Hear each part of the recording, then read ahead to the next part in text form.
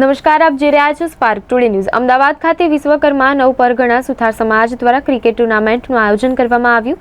અમદાવાદ ખાતે આવેલા નરોડા દહેગામ રોડ પર આવેલા સમર્પણ ક્રિકેટ સ્ટેડિયમમાં ટુર્નામેન્ટનું આયોજન કરવામાં આવ્યું હતું।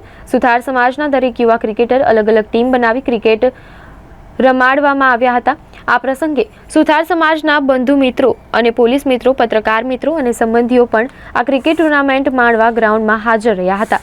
વિશ્વકર્મા સુથાર સમાજ દ્વારા કુલ 7 ટીમ બનાવવામાં આવી હતી, જેમાં દરેક ટીમે સારું પરફોર્મન્સ બતાવ્યું હતું। દરેક ટીમ રમી અને ફાઇનલમાં વિજેતા ટીમને ચેમ્પિયન ટ્રોફી પણ એનાયત કરવામાં આવી હતી। આ પ્રસંગે સુથાર સમાજ દ્વારા ખૂબ સારી એવી જમવાની અને નાસ્તાની વ્યવસ્થા કરવામાં આવી હતી અને સુથાર સમાજે શુભેચ્છાઓ સાથે ખૂબ સાથ અને સહકાર આપ્યો હતો।